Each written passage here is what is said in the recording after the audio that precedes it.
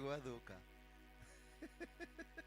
gwathũka kana tiguo muthe agĩkorwo niĩ nginyaga thaa ĩmwe rĩ gacoka ũkona mũndũ nĩ chairman aroka thaa cigana thaa thita wĩra ũkorwo ũrutĩtwo hingo ĩyo gataka kinyĩte harĩa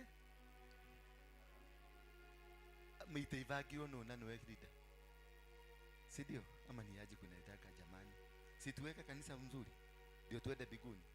Nanga alituambia biguni ni wapi? Biguni ni bali. Kama hatutakaa vizuri hapa, don't expect atakwenda huko.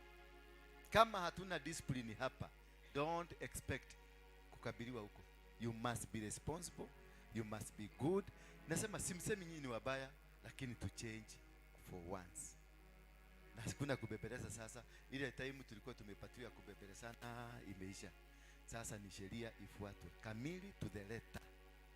Na ndakwira reke gucokerera ringi tondu ni njui ni ukuhingicwo.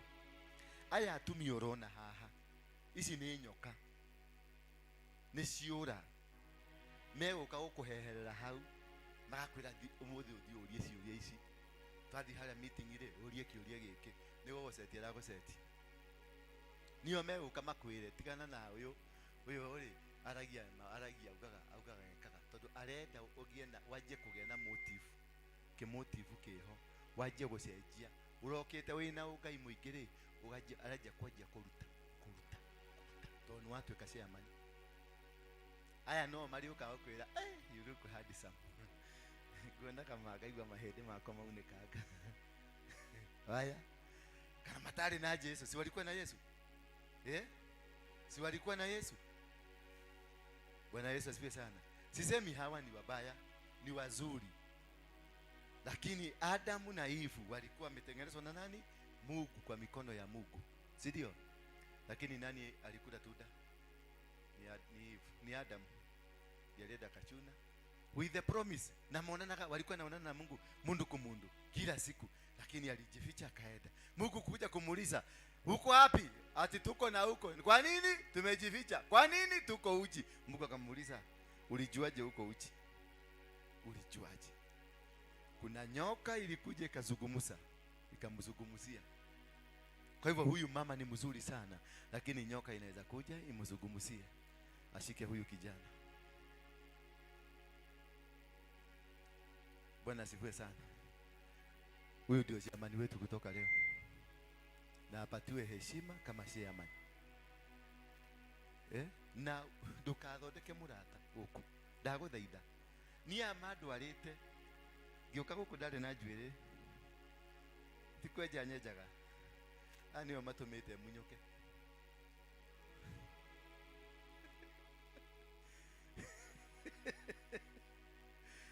Tondu matiuka guthikiriria kiugo. Moka nio moe kuria ndaire, nio moe kiria ndirarire ira, nio moe komaga nau, nio moe hiranite mahuma igana, nio moe njikite ati aya gutire kindu matoe giakwa nginya thakame ira iracera mwiri ta riu ya bata ni megukwira abati ya thakame ya green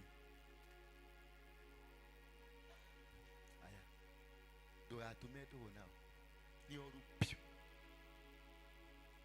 mokaga nginya gwakwa kunifurugira ku makarutira baraku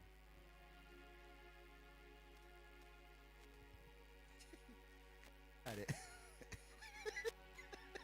kegotale tondu nimegũkuonia mwaki na tukanire no ona uma gukuthie kahuru uthie ka ngirikani uthie kuri oguthie mwanake arari mwanake mwega muno uyu mwanake arari mwirutiri akorogetwo tha ici ona ndoe kana akorogo CFC tamuria kana akorogo CFC chairman wa youth amekorogwa hajijui na nimemzungumzia nikamuita kwangu. Kulikuwa na kengine kalikuwa kanaitwa sisi kwa hapa. Paka nilikapeleka paka kwangu nikaambia kalikuwa na beba na kamama kengine hapa kalikuwa na kagari. Kanaambiwa wewe ufai kuendaga asubuhi mapema, ufai kushitaka kwa hiyo TV, ushai kuviga kuja nitakununulia gari mpya. Saizi kako wapi kanapiga disco kwa maba saizi. Kalikuwa kalianza kuweka Kalinunuliwa simu ya mawasiliano ndio kujulikanage maneno inaenda aje. Baadaye kakaletewa kamfuto kamefika hapa. Kakaanza kukuja na mvuto imefika hapa. Kukaa kidogo mvuto ikafika hapa. Kukaa kidogo kalikuja na kinyasa kanisa. Ile bikini inaitwa bikini. Kalikuja na bikini kanisa. Na kakapia sasa uko sawa. Wewe ni handsome. Saizi kanafanya kazi kwa bar disco. Bwana Yesu asifiwe sana. Nikufundisha tu nafundisha. Na leo nimesema nimeamua tukogane kichwa mundu kwa mundu, tupasuane tuende sawa. Kwa sababu hakuna haja tukue na kanisa unajaza kanisa inajaa mzuri mpaka watu wanakaa nje. Hawa tu ndio wanaanza kumwambia waledi wetu wanalalaka na wanawake, wewe utatoboa hapa. Wewe ni mgeni hapa. Wewe ni mgeni. Nisalimie. You look beautiful. Kuisha wewe. Watasema, uliona venye alimsalimia? Unaona venye alimwangalia? Huyo mpatie wiki mbili watalala na yeye. Hawa. Akina huyu.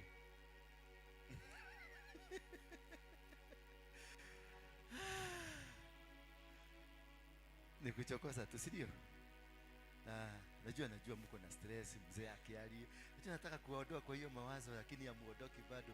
Huyu mama bado ananiangalia kai kialito tukamwona ligi. Bwana asifiwe. Bwana asifiwe sana. Mwambie mwenzako karibu mko mahubiri ya leo. Na umwambie wachana na mchungaji. Mwambie yule mtu unaona pale. Mwambie yule mtu unaona pale ni mchungaji yangu. Na ni binadamu kama binadamu wale wengine. Kwa hivyo tuache kumsubua. Na ninamjua. Na nilimfuata akiwa hivyo. Mwambie na nilimfuata akiwa hivyo. Na mwambie kama umechoka, mwambie hivyo kama umechoka kumfuata, wachana na mimi. Mwambie wachana na mimi. Hivyo tu. Leo tuko na topic mzuri, power of dreams. Sema power of dreams. Sema power of dreams. Kuongea sasa. Umurakarete. Mukurakaraga. Mutarakara, amujarakara.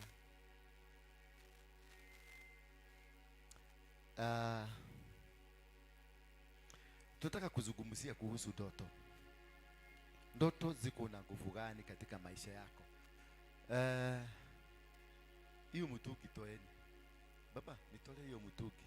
Nataka kasauti kangu kazuri, toa kamtuki, mtoa mtuki. Sasa tunataka kuangalia about the power of or in dreams. What is the power? Hii dream tunaotaga inakuaga na nguvu gani katika maisha yetu? Na ni watu wangapi unakuaga unaota? Kwa sababu kuna watu hawaotagi. Kuna wengine waliotewa wakaambiwa utakuwa na bibi. Mimi niliotewa na mkolino na nikaotewa bibi.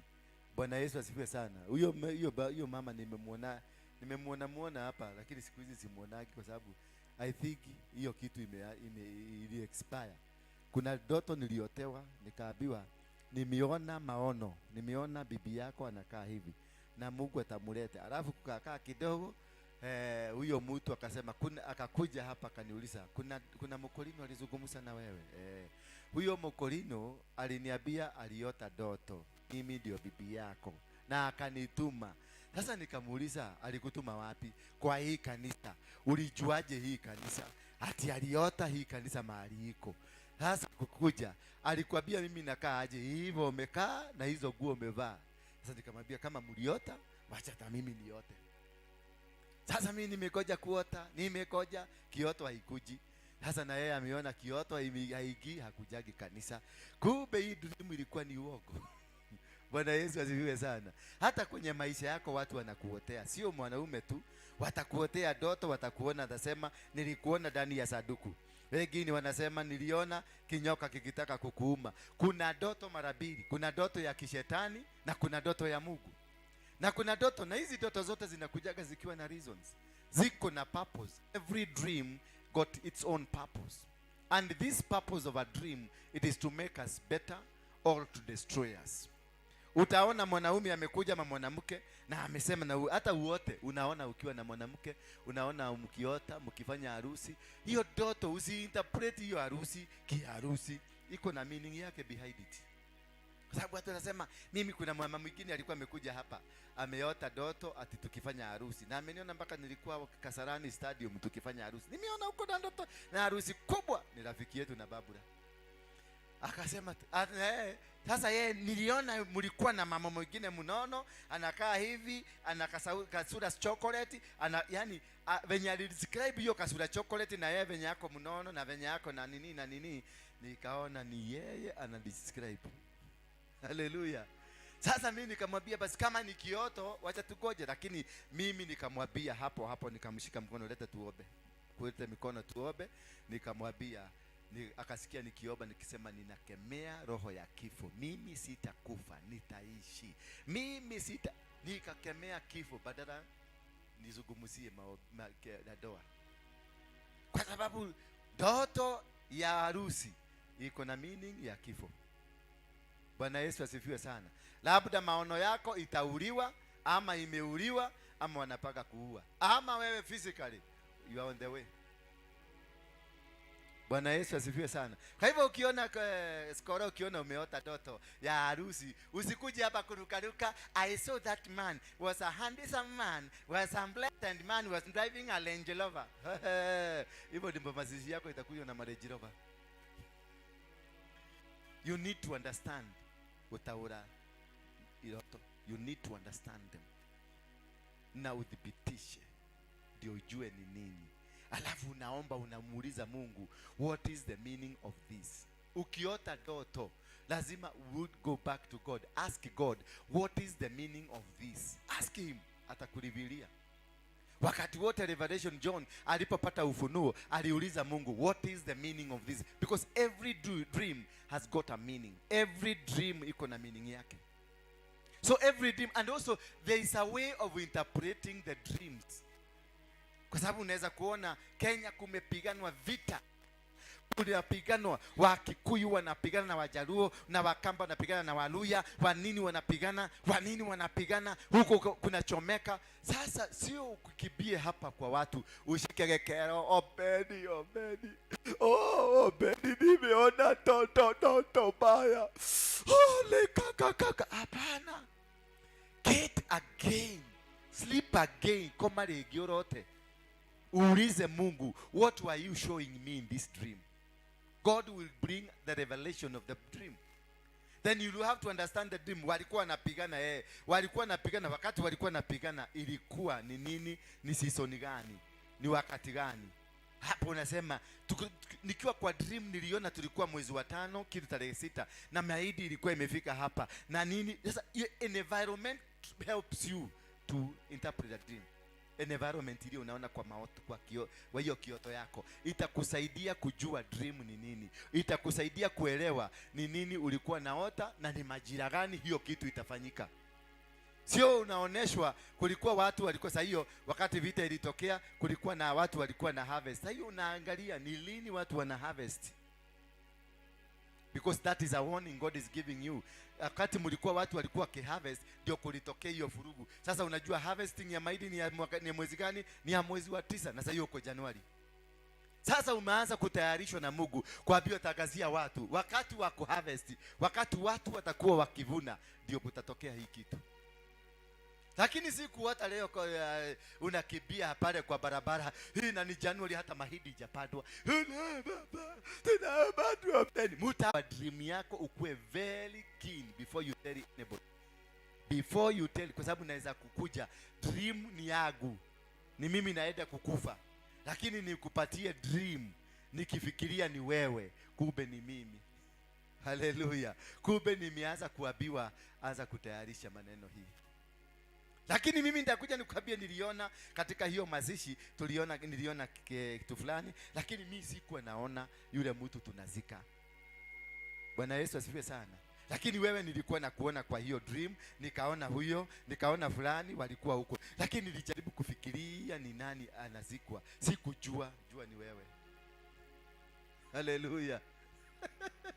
Ujue ni nani? Kamwamaka. Ujue ni wewe.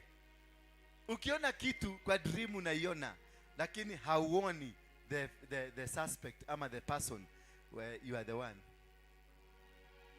So you need to pray.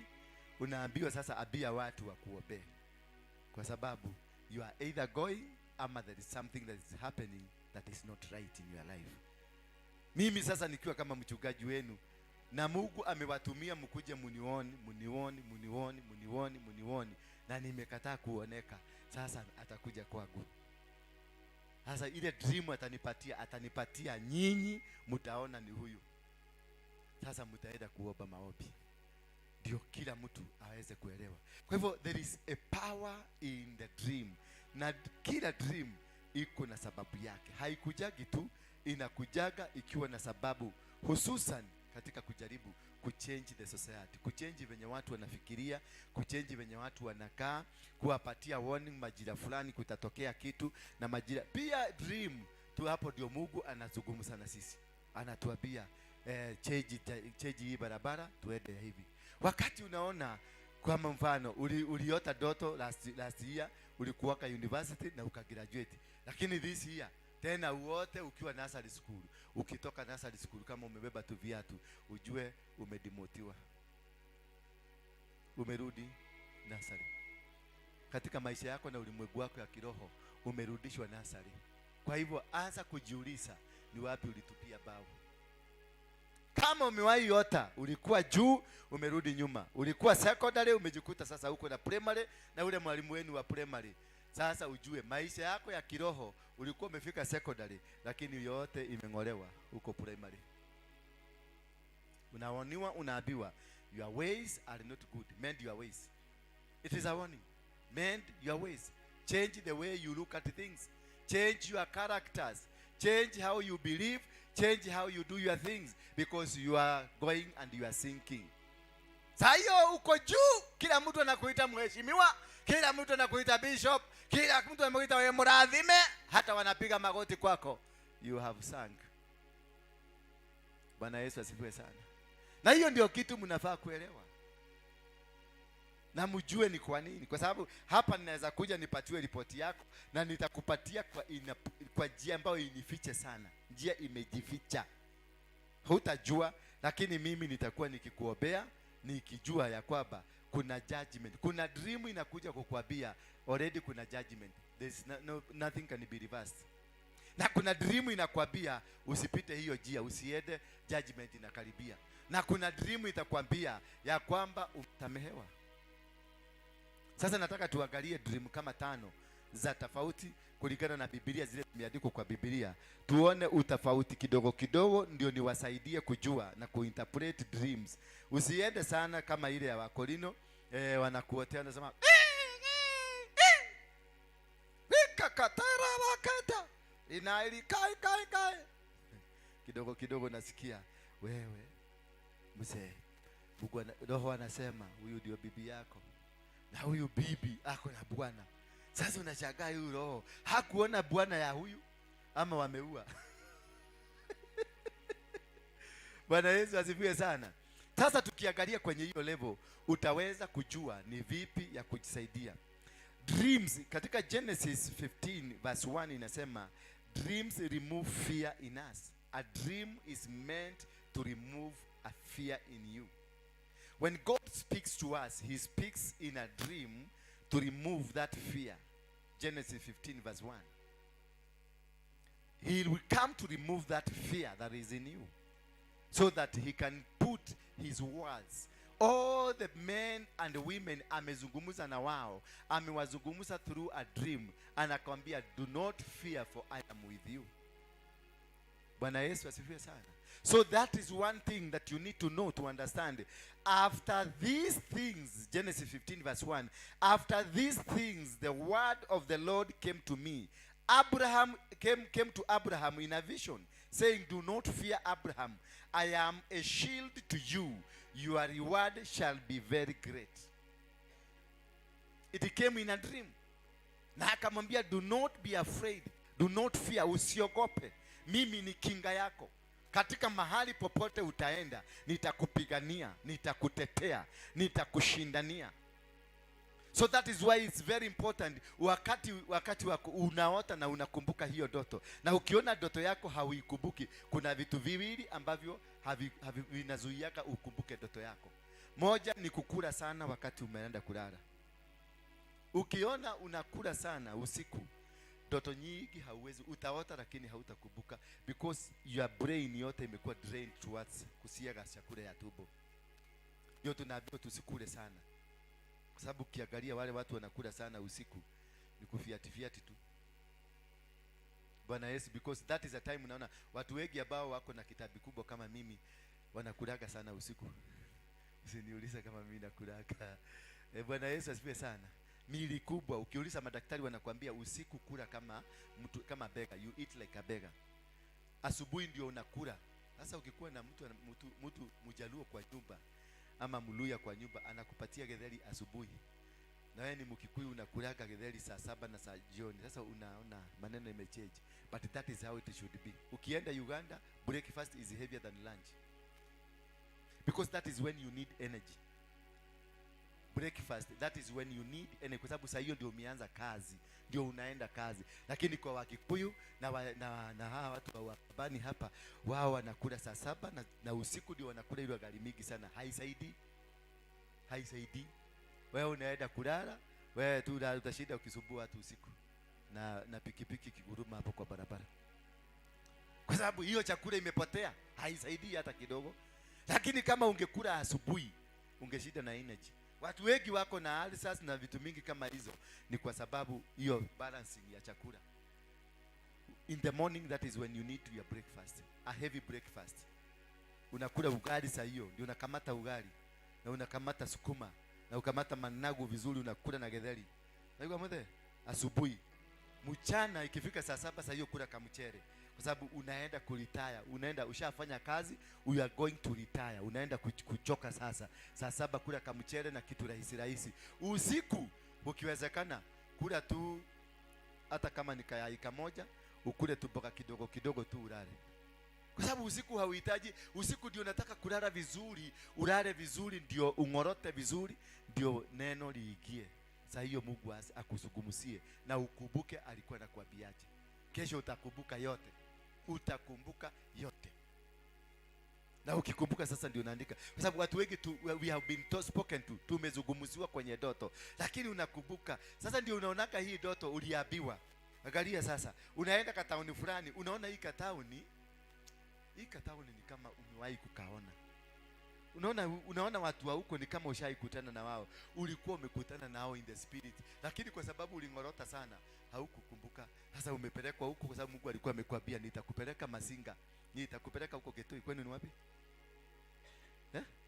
Mwingi, kataoni kanaitwa kala kadogo. Moi. Sasa ninapatiwa dream ya Moi, lakini si kukumbuka. Wakati huo sasa, wakati nitafika Moi ndio nitaanza kuona this place I know. Ni kama nimewahi kukuja. Ndio ushaienda unakutana na mtu unaona kama ushaimuona. Ni hiyo dream ulikuwa umeonyeshwa huyo mtu kwa dream. Lakini kwa sababu ulikula ukasahau, sasa wakati unafikutana na yeye, sasa ile kitu itakuwa difference, ni kuwa hautamsaidia. Maana tunaoneshangwa kitu ndio tusaidie. Tunaoneshangwa huyu mama amekuja, ninaonyeshwa mimi usiku yote Mungu ananizungumziaga, ananionyeshaga vile ni kutafanyika siku hii nyingine yote. Ndio naonanga hata ukifanya kitu purity sisi tukagi, kwa sababu najuaga hii kitu nilikuwa nimeonyeshwa. Na kama nikikuja wakati nafanya deliverance, I go specific to people, kwa sababu nakuaga ninajua ni nani na nani. Kutakuja watu 7 ambao nitafanya deliverance, na ninafanyanga hiyo 7 tu naenda, kwa sababu already ufunuo yao iko, kila kitu yao iko, kila kitu ambayo Mungu ametaka ifanyike kwa hao watu iko. Kwa hivyo I don't need even to pray, najidi tu kuja nikushike mkono nikwambie imefanyika. Ndio unaona Yesu alikuwa anaenda, akienda mahali popote, akikutana na yule mama alikuwa na mwaga damu, alimwambiaje? Umefanya nini? Imani yako? Hakumwombea. Hakuna mahali Yesu aliwahi kuombea mtu. Hakuna. Kwa sababu hiyo kazi aliifanya usiku na akafunuliwa. Akaambiwa kuna mama atakuwa akikuja anamwaga damu, na ni imani itamlete. Ana mention tu, ana connect ile kitu aliona, ile kitu ilifanyika usiku, ana connect in the spiritual world. Anasema imani yako hivyo tu, na anaenda. Na unaona yule mwingine akakuja akaambiwa umesamehewa dhambi zako. Alijuaje kuna dhambi? Mbona hakuanza ninavunja haraka? Hiyo ni ujinga mtupu. Fanya kazi usiku, mchana kuja confirmation. Bwana Yesu asifiwe sana. Na ndio naona wachungaji usiku wanalala, hawalali, wakiamuka saa 9 ni kuomba tu, ana connect in this, unaumba hiyo kitu. Mungu atakuonyesha kuna nyoka 6 kwa kanisa yako. Sasa ukikuja ukisikia nikimention kitu hiyo, najua nilishaonyeshwa hiyo nyoka ni nani na ni nani na ni nini. Sasa mimi nakuja hapa na akaniambia nenda utamke hii maneno, hiyo nyoka itaondoka, and that is it. Bwana Yesu asifiwe sana. Ndio hata ukikuja ukinifanyia mzaha yako, ninakuangalia tu, na kuna kuja kwingine biagwa warning, patia warning ya kwanza, na mpatie na kuja nakwambia msee, wachana na hiyo kitu unafanya, na kupatia wiki 2. Mungu tena ananiambia hajakaribika, enda kwake, nakuja msee, nimekwambia achana na hiyo. Naenda tena na kaka, nakuja tena mara ya 3, unaambiwa huyo sasa judgment imeachiliwa. Ukikuwa warned 3 times, judgment imeachiliwa. Hata ukifanya jambo lione limerudia mara ya kwanza, limerudia mara ya pili, likirudia mara ya 3, hiyo ni confirmation. Hata ukifanya nini, there is no change utafanyika. So be warned. Ukisikia umewoniwa ya kwanza, jaribu kurekebisha. Ukisikia imeingia ya pili, piga magoti chini na ulale, waambie Mungu nimekuja kabla haijafika ya 3. Ikifika ya 3, hakuna mtu katika dunia hii, Mungu peke yake ndiye atakuja kukusaidia. Nikuja nikuone mara ya mimi nimesimama kwa hii madhabahu, nikuone mara ya kwanza, nikuone ya pili, ya 3 nikikuone, hata ufanye nini, Mungu ndiye atakuja. Nikiwa hapa mimi natumia Mungu, mimi na niko hapa a representative of God. Whatever I speak, it has power and it will have a negative or a positive impact on you. Itaku affect. Tukiwa kwa mtaa tunaweza kuongea majokes zetu, lakini nikiwa hapa wachana na mimi. Mchungaji wote, hata kama ni mkiwete, hata kama hana meno, hata kama anakaa na tevya hivi, hata kama anafanya nini, as long as ako kwenye madhabahu. Ndio naona ukienda kwa muganga, hakupelekagi pale nje, hamuendagi mkakaa kwa kanyasi, anakuambiaga tuingie kwa nyumba. Ukimkuta nje, anakuambia, ukianza kumwambia story hadi sasa unajua huko Nairobi ni kubaya, anakuambiaga tulia, twende. Mkifika kwa nyumba ndio anakuambia haya, sasa niambie ni nini nafanyika. Amekupeleka kwa madhabahu yake, mahali kuna power yake anatoa, ndio power ya madhabahu ifanye kazi. Kwa hivyo wakati utaona mhubiri mahali popote mtakuwa, muone mhubiri ameingia kanisa hapa, nikiingia hata hustahili kukaribia yeye. Ondoka, usimame, wacha apite. Usimamie tu, kwa sababu si yeye, is the Holy Spirit. Usimamie tu, simama tu apite. Akipita akikuja hapa, make sure hapa akianza kuongea na akumention tu, afadhali upige magoti hapo hapo immediately. Akumention kwa ubaya, piga magoti hapo hapo, maana it is being confirmed. It is being confirmed. Najua nyinyi mmekuwa mang'amba kama mmeenda kanisa 100 hata muonagi meaning ya mchungaji. Acha nikwambie, kuna kwingine unakuta wale watu wanajua Mungu. Mchungaji akipita pale unaona wameinuka na wameinua mikono na wameangalia kwingine hivi. Na hivyo ndivyo tulikuwa tumelelewa na wazee wetu zamani. Ama hukukuta hivyo? Tulikuwa tukiona mzee anakuja, unajipiga ndani ya mahidi, unajificha asikuone ndio apite. Akipita ndio unachomoka unaenda. Na huyo ni baba yako. Na si hata baba yako, ni mzee wa Itora. Bwana Yesu asifiwe sana. Hiyo heshima ndio inafanya ubarikiwe. That is the only blessing of God. The only what? The only command of God ambayo iko na blessing. Teyado gona nyokwa ni okay. Respect your mother and your father. Ndio siku zako the only command ambayo iko na nini? Na promise. Bwana Yesu asifiwe sana. So those Very important. I am your spiritual father helper nikiwa hapa. Kwa sababu mimi sikukuita, mimi sikukupigia simu, lakini kuna roho wa Bwana alikuzungumzia, akakwambia chakula chako kiko nyumba fulani na unakuja kwa hiyo nyumba. Na ukikuja utabarikiwa. Na hapa kuna laana, nimebeba laana. Hii hapa unaona hapa, nimebeba laana na nimebeba baraka. Hapa ninaweza kuachilia kitu, maisha yako iharibike forever. Hapa naweza kuachilia kitu, maisha yako iharibike. Sihitaji kukusomea, nahitaji uko kuumie, kukasirike kabisa. I'm telling you, utashinda ukisema hapa, utakuja kusema ati mtu anapigaga makelele kwa madhabahu watoto wangu wanagojeka. Utashinda hiyo story. Mend your ways, tafuta njia. Siku yoyote mchungaji, hata sio hapa, mimi hata usinifanyie hivyo, pahali popote utaenda, muone mchungaji amekumention, amekutaja, piga magoti hapo hapo. Piga magoti. Akutaja kwa ubaya, piga magoti. Akikutaja kwa uzuri, simama tu, pokea hizo. Inua mikono yako juu, pokea. Pokea hizo baraka. Unasimama, unainua mikono juu, unapokea hizo baraka. Bwana Yesu asifiwe sana. Lakini sasa naweza kuzungumzia, nasema Bwana Yesu utafunguliwa milango. Amen. Milango yako itafunguka. Amen. Utabarikiwa. Amen. Hakuna kitu. Simama juu, inua mikono yako juu, pokea hizo baraka, kwa sababu it is not me speaking, the Holy Spirit ndiye anazungumza. Bwana Yesu asifiwe sana.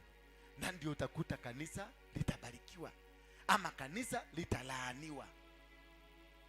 Nyumba yako itabarikiwa kama watoto wako watakuheshimu.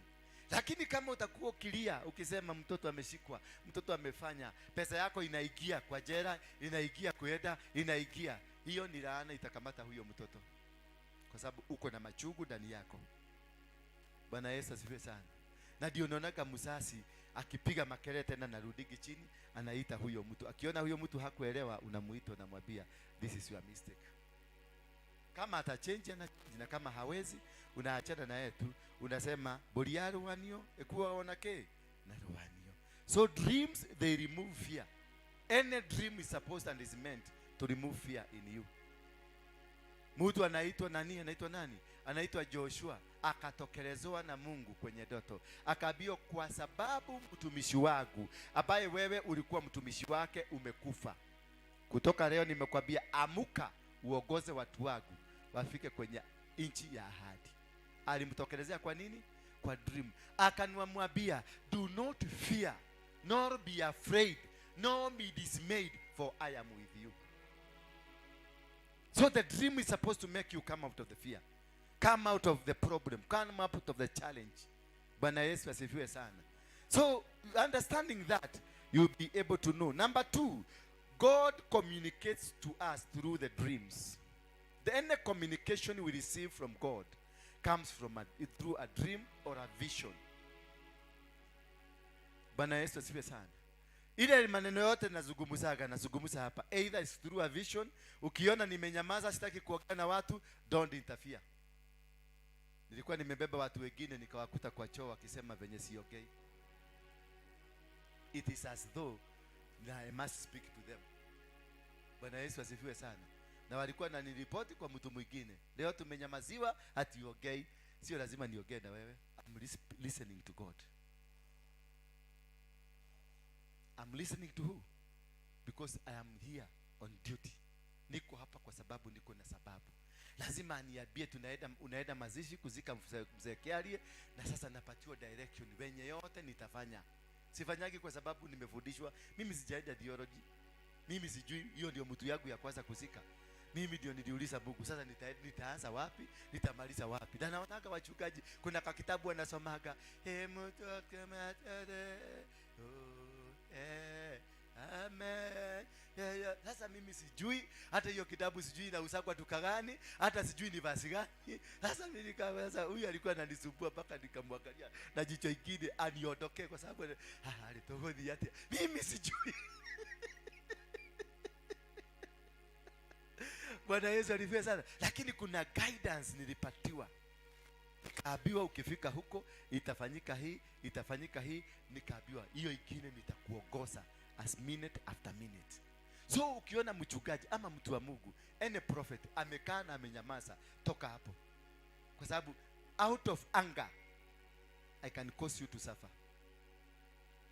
Out of anger, because I am in trunk, niko ndani ya trunk, nimeconnectiwa, wire imeconnectiwa, stima inaruka kuruka na stima iko live. What will happen ukigusa wire live?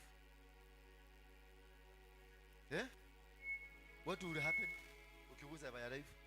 Unakupiga shock mpaka unajikuta kwa choo ukiripoti hiyo mata kwa OCS. Bwana Yesu asifiwe sana. Hallelujah.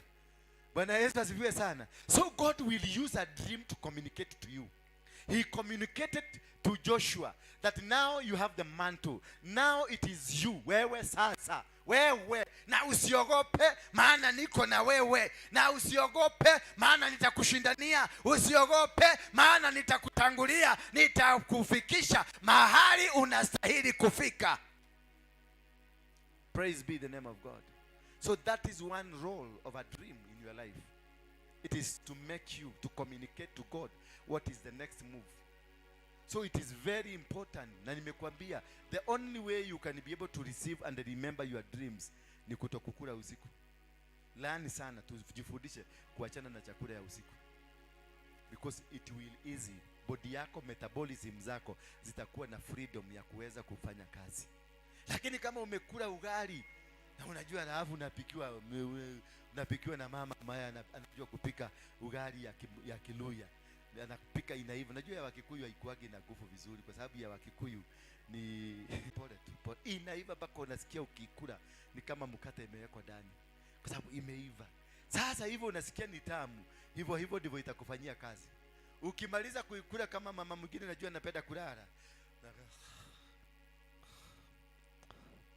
sasa niambie, unakula umelala na umekaa chini, na ukienda kwa kitanda hakuna dream utakumbuka. Avoid eating usiku, avoid kabisa. Kunywa tu maji, kauji ama kakitu kadogo ndio ukumbuke, because most of us tumezungumziwa kwa dreams na hatukumbuki.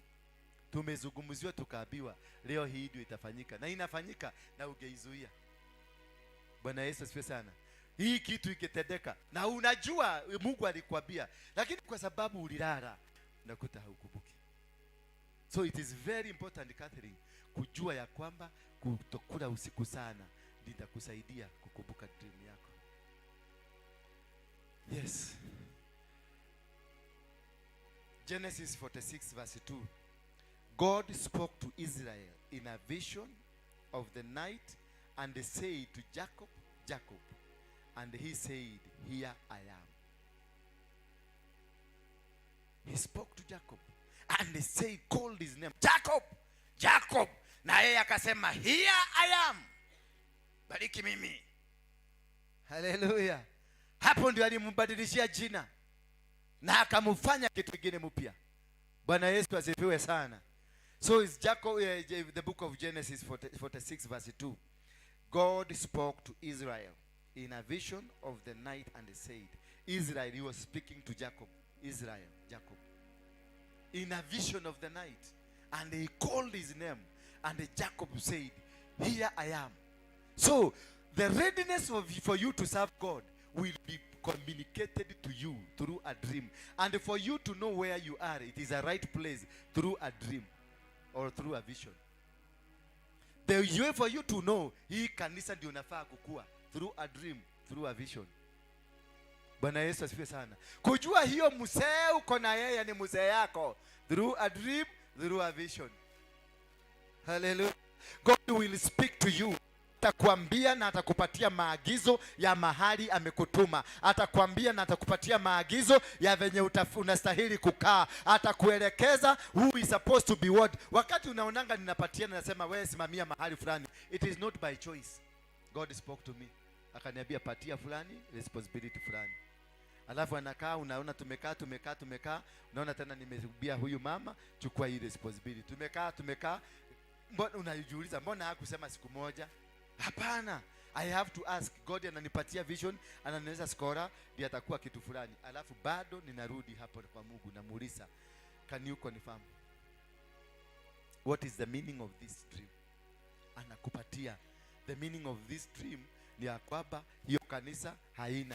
Jesus went to pray And as he was praying through the dream, he had 72 people.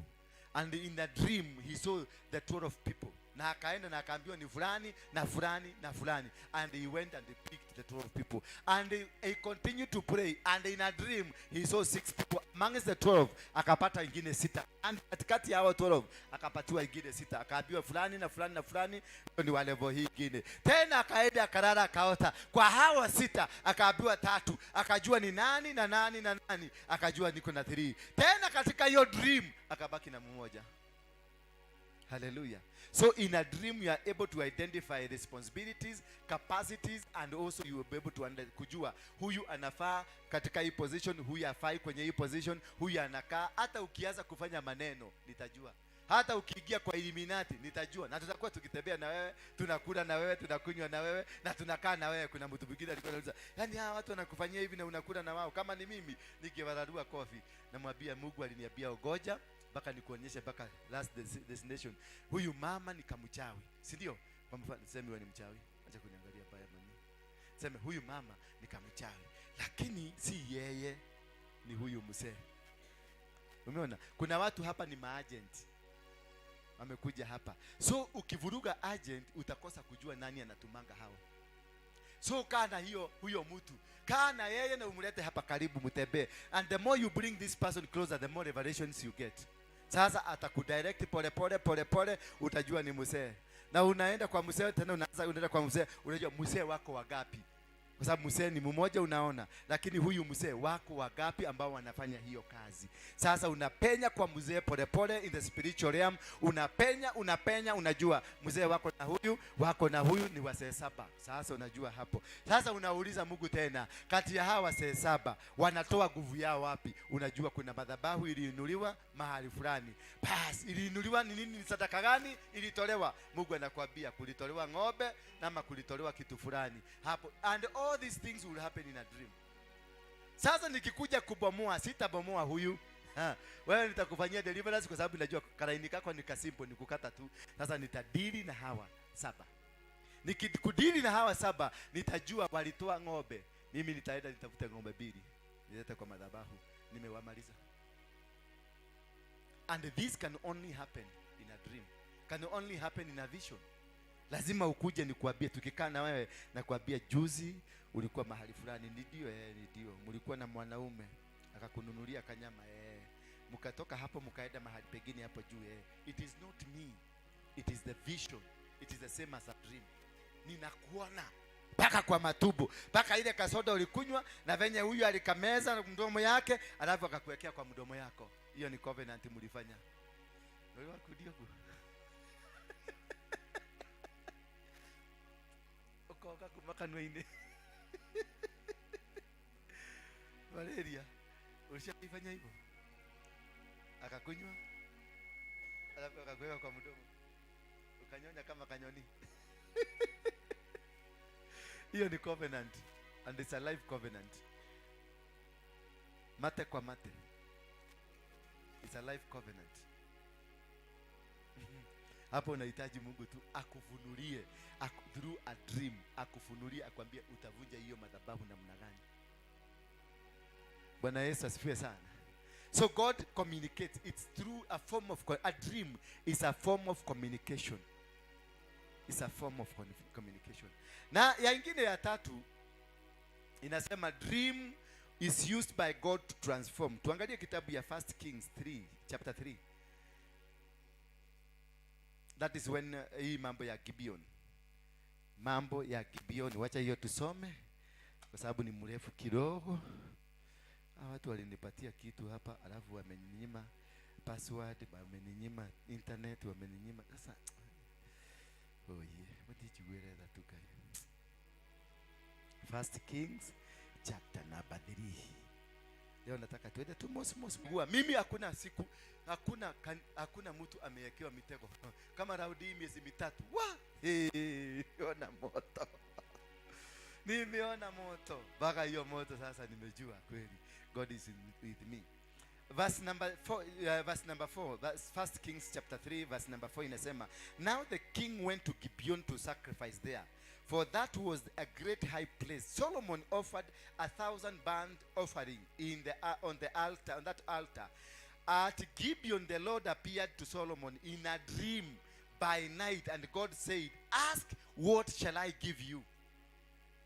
Ask what I shall give to you. So it is used for transformation, because through that dream, God used it to transform this man. Because this man alianza story ambayo Mungu alingojea amwambie, akamwambia, and Solomon said, you have shown great mercy to your servant David, my father, because he walked before you in truth and in righteousness and in uprightness of heart with you. You have continued this great kindness for him, and you have given him a son to sit on this throne. Now, O Lord my God, you have made your servant a king instead of my father's David. But I am little child, I do not know how. So he was seeking for direction. In a dream, he sought for the direction. How will I be doing? So he said, I am a child.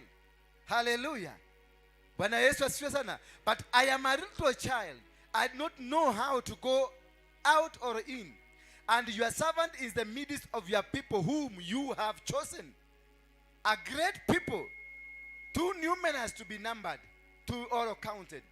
Therefore give your servant an understanding of heart to judge your people, that I may discern between good and evil. For who is able to judge these great people of yours? He was looking for the direction. Alikuwa natafuta ni jinsi gani nitaongoza hawa watu. Mungu umenipatia. I need your direction. I need your manifesto. In any case, he was looking for the manifesto. Alitaka nitaongoza watu wako vipi. Wachana na hii akina Wajakoya ya bagi. Wachana na hii gine ya nini. Lakini tunasema, we have to seek God. When you have a business, you need to seek God. Umwambie nitaongoza biashara hii namna gani. Sasa nimekuwa kanisa, tumefungua kanisa kama hii. Lazima uulize Mungu, umuulize, how am I going to lead your people? What kind of ministry have you given me? What kind of people that are going to come to me? What kind of a generation that is going to benefit from me? What kind? Unamuuliza, anakupatia manifesto ya hiyo kazi amekupatia. In a dream, that is where we get.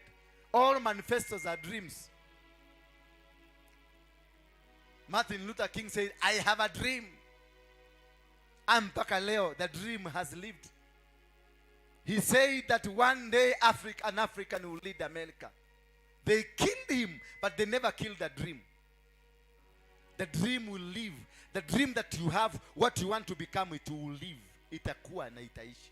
Maono, ile uko nayo itaishi. Because God has affirmed and has given you the manifesto. And through the dream, we get the manifestos of what God wants us to be. Anatuweka manifesto, anatuelekeza, anatuambia hii ndio itakuwa, hivi ndivyo kutakuwa, hivi ndivyo kutaenda. At the end of the day, if you follow your dream correctly, if you follow your dream, mitego umewekewa utajua, na kule unaenda utajua. Wale watu wanafaa kuwa kwa maisha yako utawajua, wale hawafai kuwa kwa maisha yako utawajua. Wale watu, maneno ambayo utaizungumza, utauwekwa na uwezo ya kuisema, na hutakuwa na shida. Nikisimama hapa nipige makelele yangu, nitasema napiga makelele kwa sababu niliambiwa nipige makelele. Sikupiga makelele kwa sababu sijui. Niliambiwa piga makelele kabisa, na kuna wale watasikia, wataenda kuambia wengine, leo kumepigwa makelele. Mwingine anakuja kuniambia hapa, tutakuja kukuomba msamaha. Mimi sina msamaha napatiana, endeni kwa Mungu muombe msamaha. Mimi niliambiwa piga makelele, hiyo ingine anajua. Tile msamaha, mimi msikuje kwangu. Endeni na huko.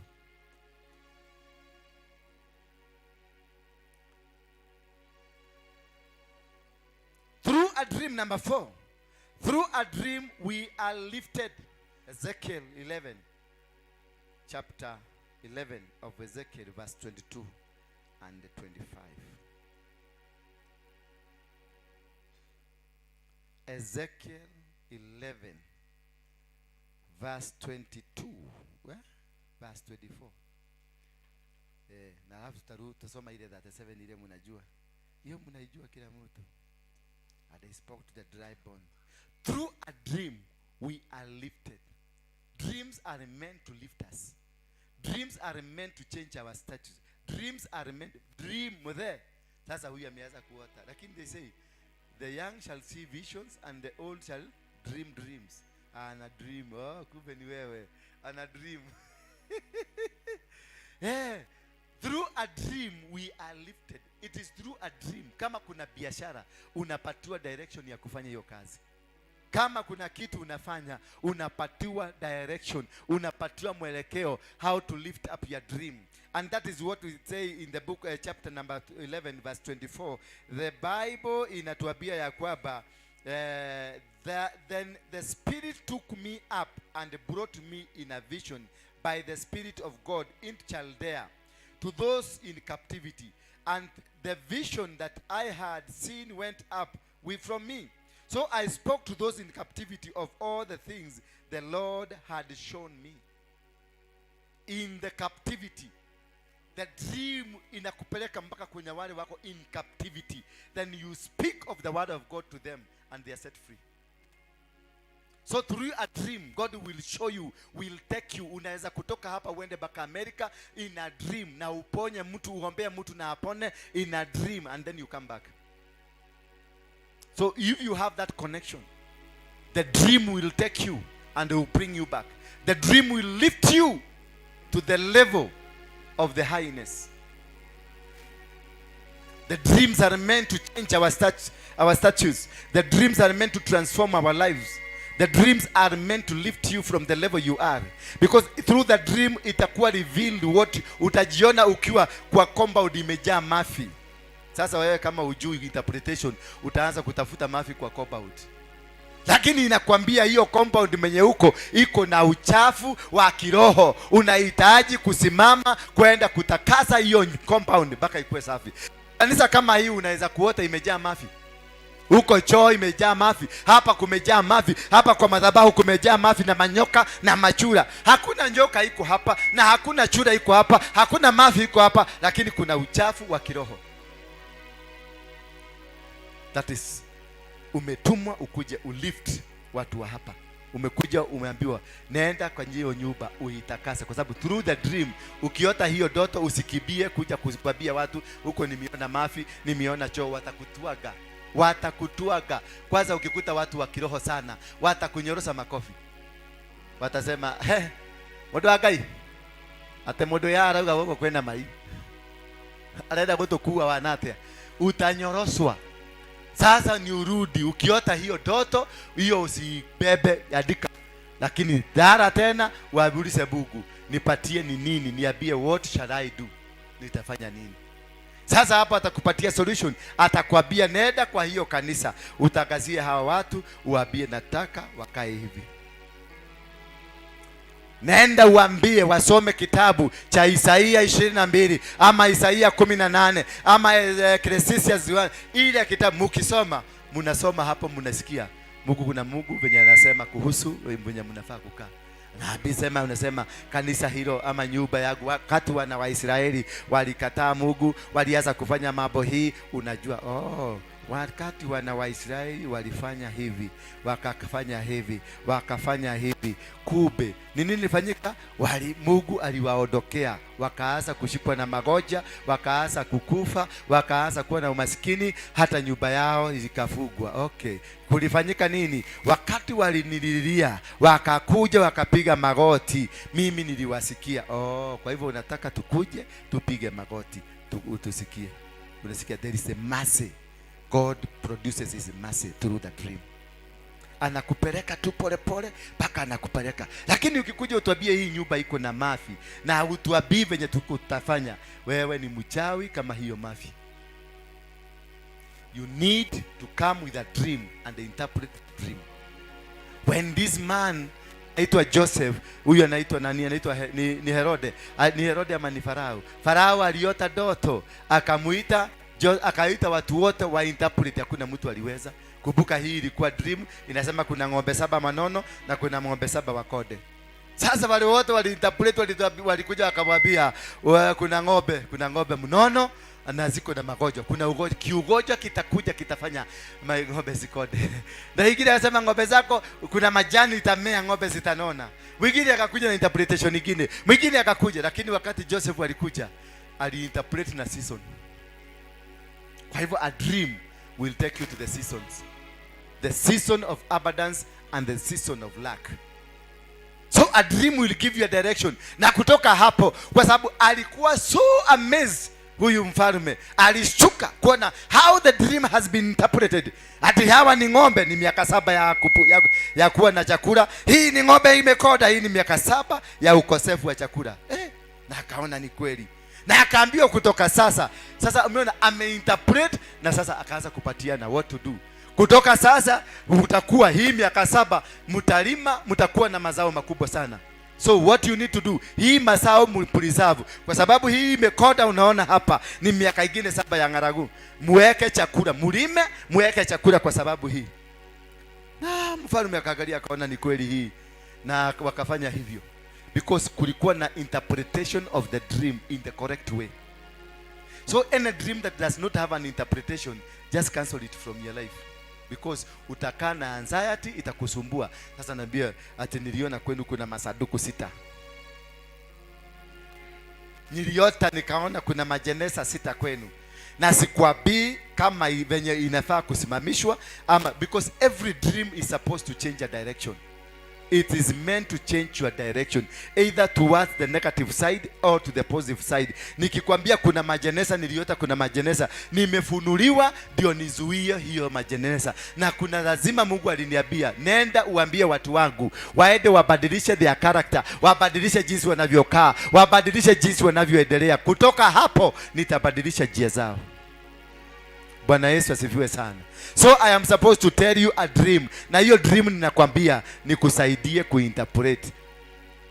Kwa sababu lazima Mungu anipatie dream na anionyeshe nirudi tena kwake. Kwa hivyo ukiona dream classmate, ukirota leo kidream, wacha kuniambia. Lala tena uliza Mungu, what do you mean in this? Kama ni Mungu alikuzungumzia atakwambia, I mean, enda waambie mtu wangu ako uchi. Ama ende ambie hiyo kanisa ikuna kitu kuna watu wanafuruta watu. Kuna siku niliona hapa na nikawaambia, lakini sikuwaambia tutafanya nini. Nilinyamazia tu kwa sababu ni mimi niliambiwa. Nikaambiwa kanisa kuna watu wanafukuza watu. Kuna watu wanafagia watu wakipeleka huko nje wakimataja maneno. Kuna watu wengine wamesimama kwa murago na buduki. Anasimama na buduki ana point watu. Anaambia watu. Sasa mtu akikuja kitokea pale anaogopa anaenda. Hiyo ni roho. Hiyo ni roho ya kufukuza watu. Bwana Yesu asifiwe sana. Na roho ya kufukuza watu ndani ya kanisa haikuagi na washirika wa kawaida, inakuaga na viongozi. Sasa unaambiwa ukijua hiyo ya kufukuza watu, unaambiwa viongozi wako ndio wanafukuza nini? Ndio wanafukuza watu. Sasa unaanza kudiri, unajua ni nani na nani. Sasa unaambia Mungu, nifunulie uniambie ni nani na nani. Sasa atakuonyesha, ama anakupeleka, ama anasababisha hiyo siku watu wanafukuzwa, unakutilia huyo mtu akiwafukuza. Bwana Yesu asifiwe sana. Sikora. Uliota nini jana? Uliota watu wamejaa hapa. Pesa zimekuja. Watu wameleta mapesa.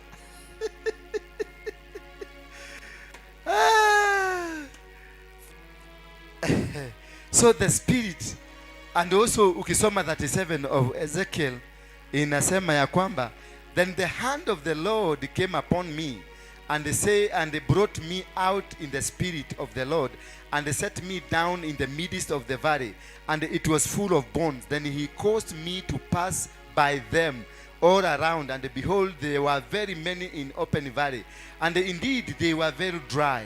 And he said to me, Son of man, can these bones live? He's speaking life. Through a dream, we speak life. Can this dream live? hizi mafupa. Akanipeleka kwa biashara yako, akanipeleka kwa kanisa, akanipeleka kwa ndoa yako, akanipeleka kwa maisha yako, akaniuliza hii ndoa itasimama, hii huduma itasimama, hii njia itasimama, hii njia iko. Kisha akaniambia tangaza, prophesy to the dry dreams, prophesy. So when you have a dream there must be a solution. Lazima you prophesy, lazima he will speak to you on how to do it. A dream does not end abruptly, it comes with a solution. If your dream doesn't have a solution, don't mention it, don't say it, kwa sababu wewe unafanya kitu inaitwa sikia mongani. So I answered, oh Lord God, you know. Again he said to me, for a prophesy to these bones, and they say to them, all dry bones, hear the word of the Lord. Thus says the Lord God of these bones, surely I will cause breath to enter into you, and you shall live.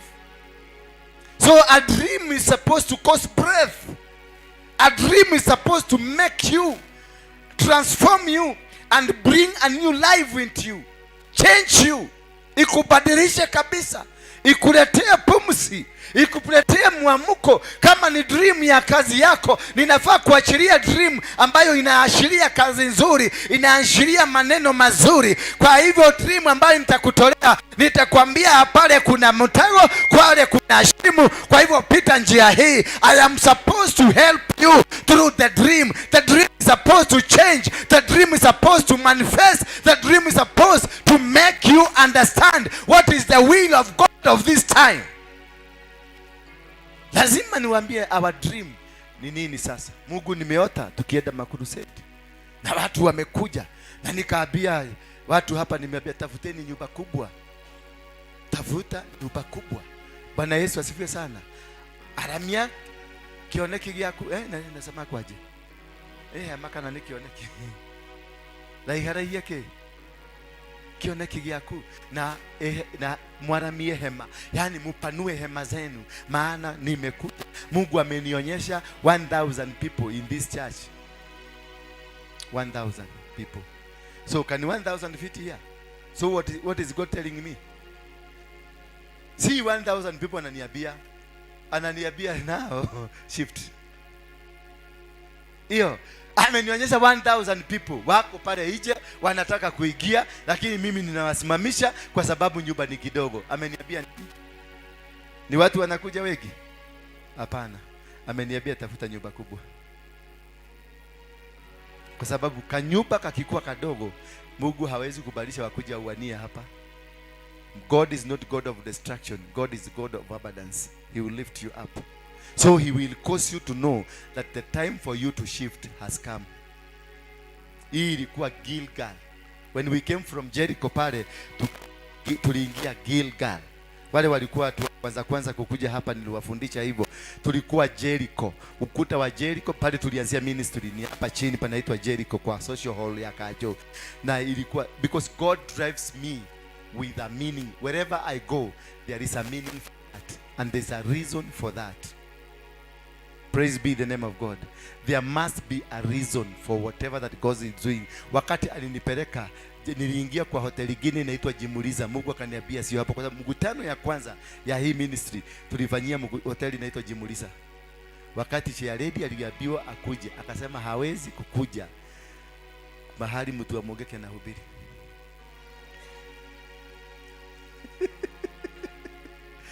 Lakini sasa yeye ni Chair Lady wa nani? Wahavo. God knows how to do things. Mungu anaweza kuambia sasa na kutaka Garissa, unaosema Garissa kwa mashifta, kwa materrorist mimi siwezi enda. Lakini venye utajikuta huko, utakuwa umeenda kuuza viazi.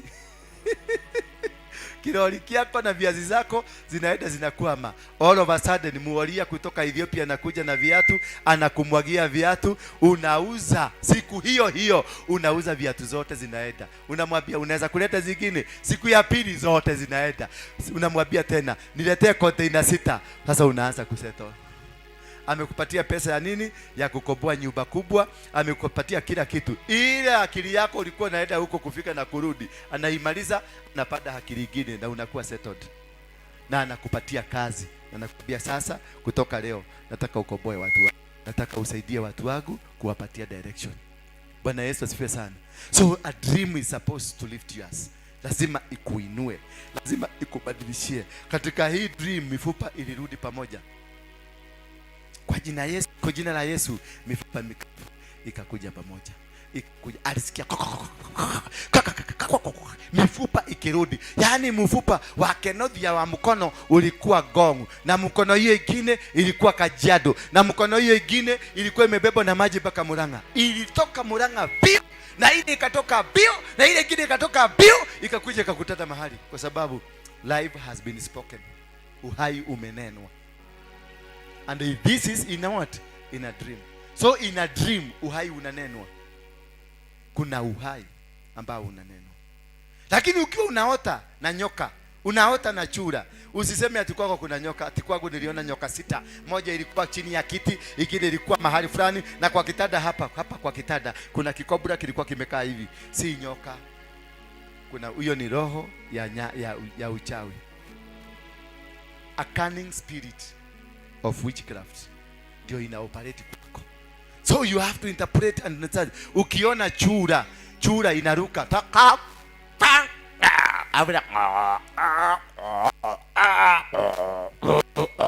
ujue kuna roho ya kurukaruka kwenye biashara yako. Kuna roho ya kurukaruka katika roho. Kuna roho ya kurukaruka, kwa sababu chura ni kitu ya nini? Ya kuruka, inaruka, inaenda kienda. Kuna roho ndani yako ina operate na machura. Ukiona chura imekurukilia kwa mguu, ni mguu yako inafanya urukaruke. Bwana Yesu asifiwe sana. Ukisikia watu wamenyamaza, kila mtu amesikia kuna kitu imepita kwake. Haleluya. Ukiona mapanya kwenye ndoto ama cockroach, inaitwa kwa nini? Mede. Kuna ule jamaa anapitaga huko kwetu Rogai, anasemanga dawa ya mende na nini kingine. Kuna mende na kiroboto na nini na kuguni. Anasema dawa ya mende, kunguni na cockroach na suya, na kama unaweza kulamba usikie kama itafanya kazi. Sasa ukiona cockroach, ukiona mende, uone mapanya kwa nyumba yako, kuna spirit of poverty imerushwa kwako. Kwangu kuna panya inaigiaga mpaka kwa choo.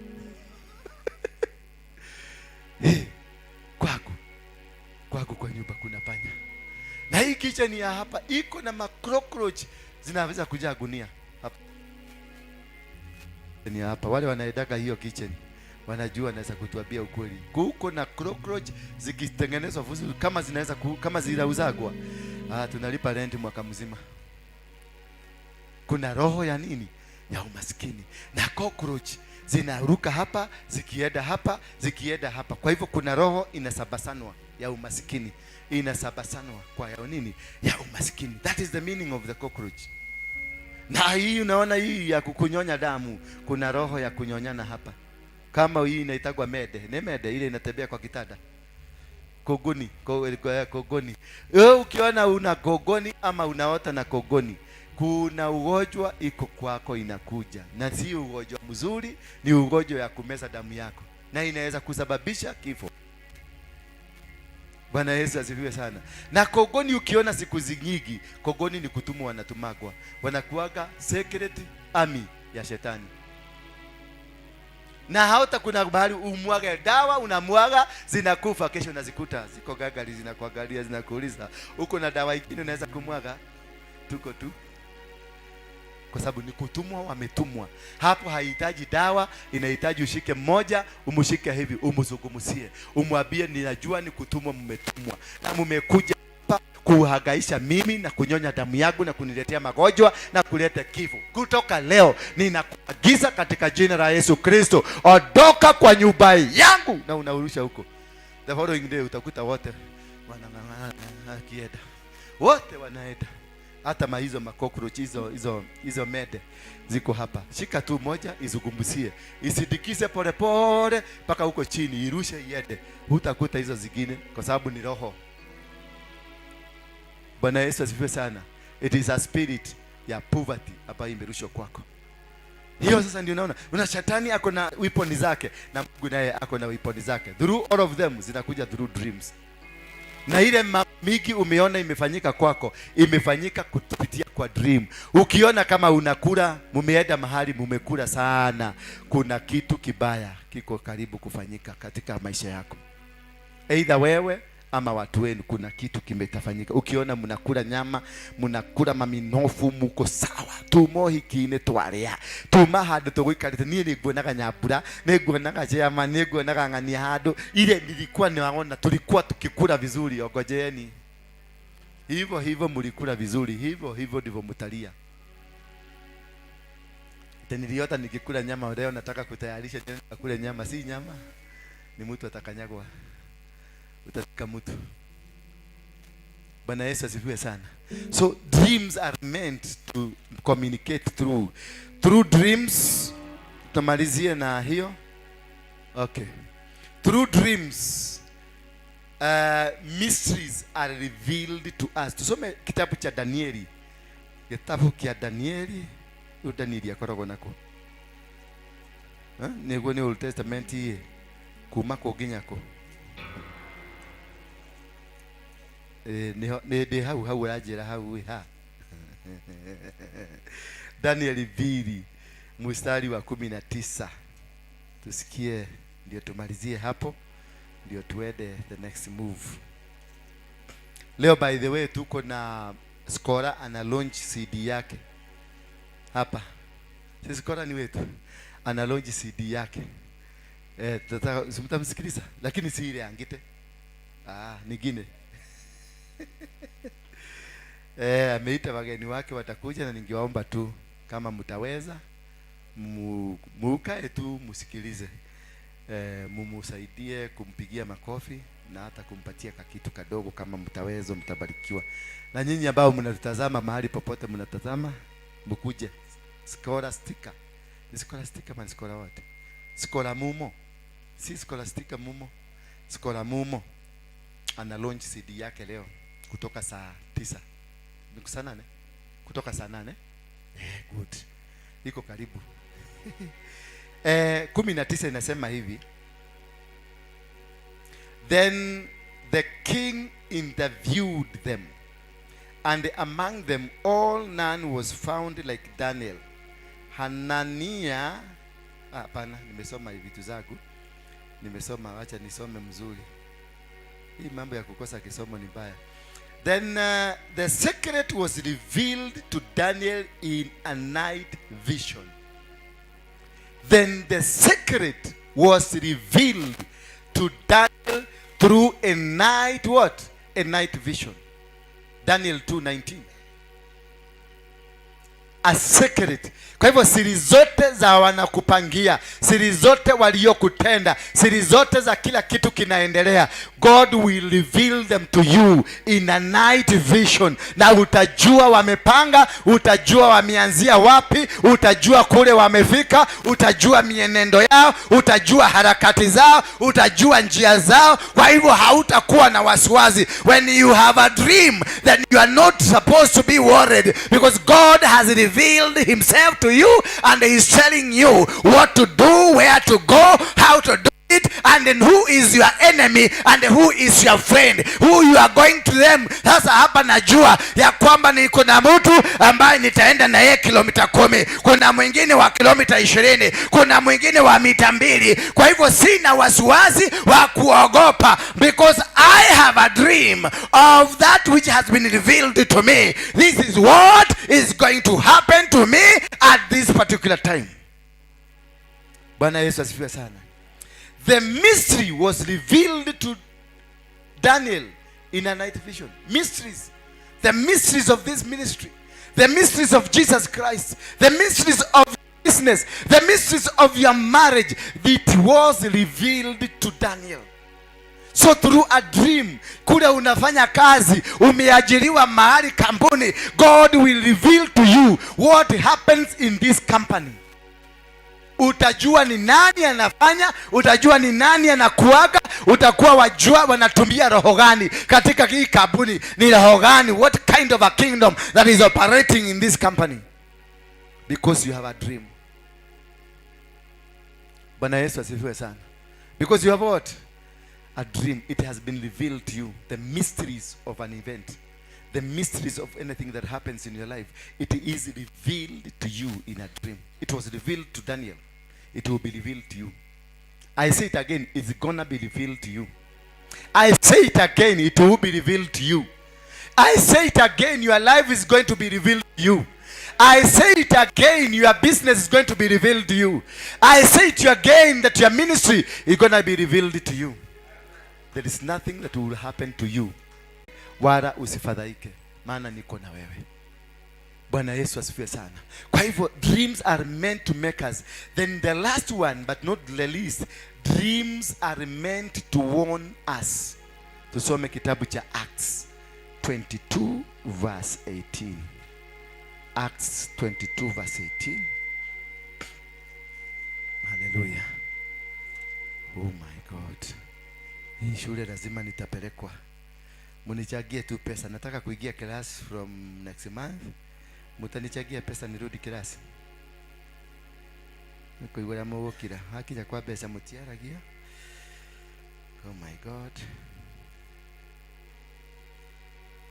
Acts 22 verse 18 nasema, and they saw him saying to me, wacha tuanze 17. Now it happened when I returned to Jerusalem and was praying in the temple that I was in trance. He was taken, akalala when he was sleeping. Wakati wengine walikuwa wanakaa wana discuss my issues, then all of a sudden akalala. He was taken in trance, and he was in trance. Akaingia kwenye ulimwengu wa kiroho, akabebwa kwenye ulimwengu wa kiroho, na akasema hivi, make haste and get out of Jerusalem quickly, for they will not receive your testimony concerning me. Aliingia amekaa tu hivi, akasikia kausikizi kameumbeba, akaambiwa toka hapa bio, maana hawa watu watakunyorosa. Hawatasikia hii neno. Kwa hivyo God will tell you, mahali unaenda Mungu anastahili kukuambia hapo unaenda, this is the solution ya mahali hapo. So you will not be able, hawatakupiga. Ukiona ati utanyoroswa, ujue uko chika kitu. Ulizungumziwa. Uliambiwa wakati fulani kitu fulani kitatendeka. Bwana Yesu asifiwe sana. Juzi ile saa nyingine nikaambia watu, chukueni bahasha. Ninataka watu fulani waniletee 1000 and above. Nikaambia sitaki aibu hapa. Si ndio? Because I had been warned kuna aibu inakuja. Bwana Yesu asifiwe sana. Kuna wale walilete, thank you, God will bless you.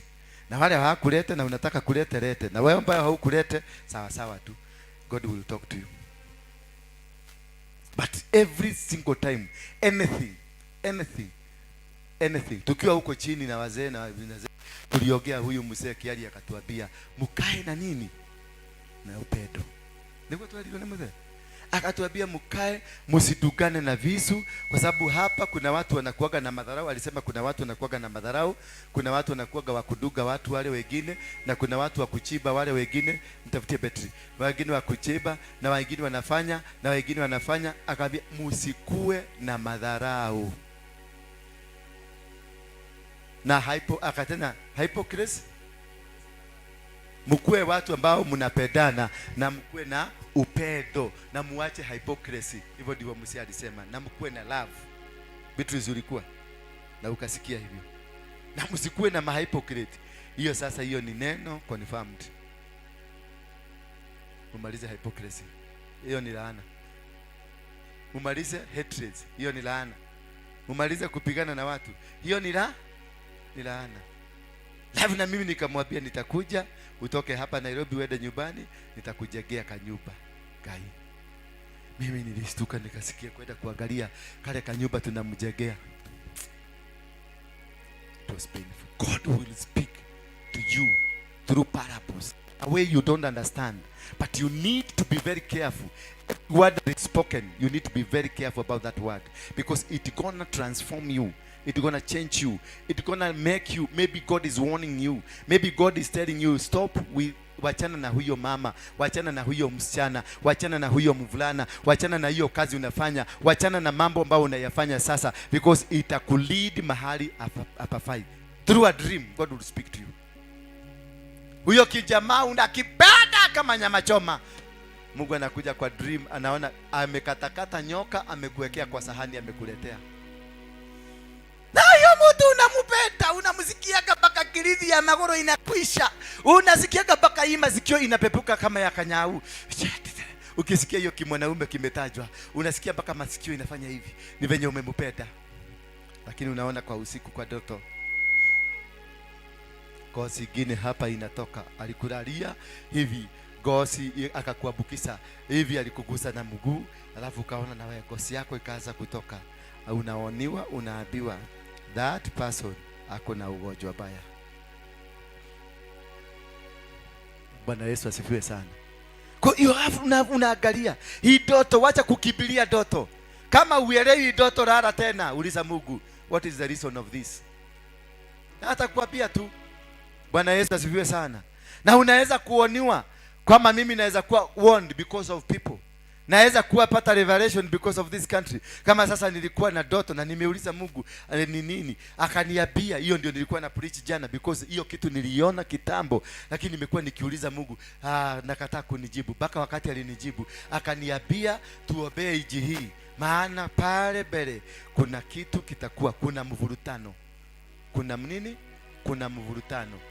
Kuta huyu mtu wa azimio, ni hapana, si kuzimia, wa azimio atarazimishiwa, ataletwa mpaka waanze kusema meza yeye, kuleni yeye. Sasa mtakula mkitapika, mnatapika. Sasa pale, kwa sababu waliwalazimisha mkule, watakuja kusema si mlikula yeye, ni yeye.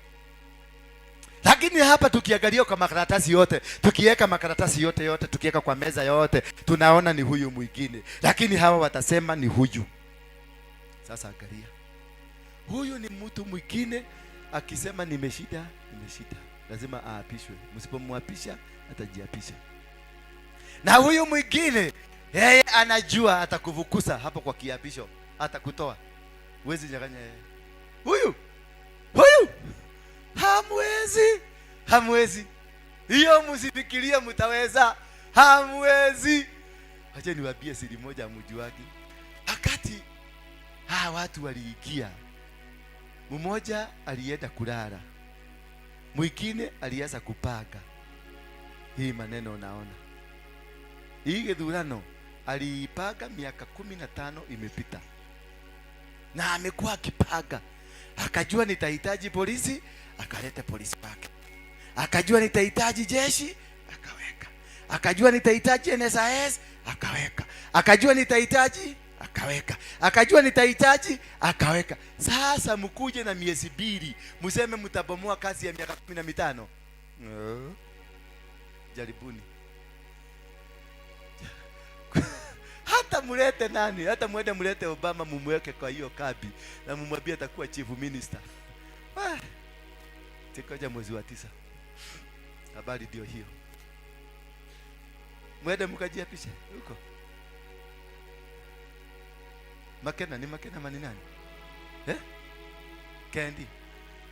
Kibia hapa Uhuru, hata wamejenga Uhuru Park yote. Mtaenda huko, amejenga Uhuru Park yote, inajengwa. Mtakibia wapi? Skora. Na ndivyo mko na hope ati mtu yenu atakuwa nini? Mnasema mliambia atakuwa nini? Mliambia mtu wenu atakuwa nini?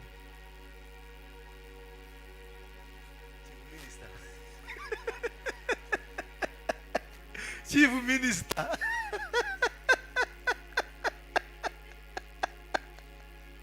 Kamotoe gai. Hii kitu wacheni niwaambie, haifanyiki kwa sababu ya huyo mtu wako mbele. Inafanyika kwa sababu ya Esther. Mwenye yako na masikio asikie.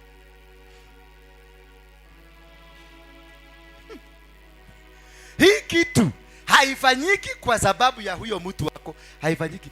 Huyo mfalme alikuwa anaitwa nani? Ahasure. Ahausa. Haserusi ama ni ahasure. Ahasarusi. Hallucination, tuseme hallucination. Haifanyiki kwa sababu ya hallucination ama hallucination ama nini, inafanyika kwa sababu Esther yuko kwa nyumba hiyo, na Esther ndio atapropel. Esther amekuja kutetea generation. Esther amekuja kutetea kanisa. Esther amekuja kupigania kanisa. That is why huyu amesongeshwa, ndio Esther apate mizizi ya kufanya kazi. Chonokai na nyamu iseshia. Nimemaliza. Beatrice ameniangalia vibaya. Tadale waoge wala. Simameni na miguu, yeah? Yeah?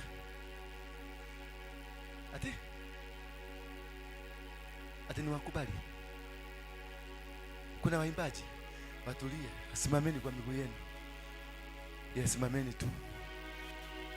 Nataka ushike sadaka yako. Kwa ajili ya hiyo neno nimetaja, inaitwa Esther. Kwa hivyo hii kura yote mnapiga, hakuna mtu mnapigia, ni mtu mmoja tu na hayuko kwenye ballot, anaitwa Esther. Na huyo ndio atashinda. No Esther, no. Esther ndio atashinda hii kura. Sio hayuko kwenye ballot. Atoe fashiti. Shikeni sadaka zetu na uibadilishe, isikuwe sadaka ya kawaida.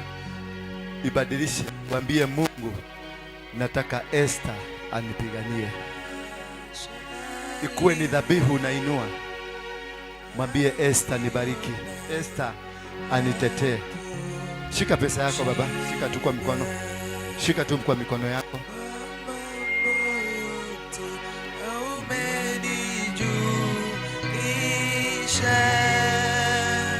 Ni salama rohoni.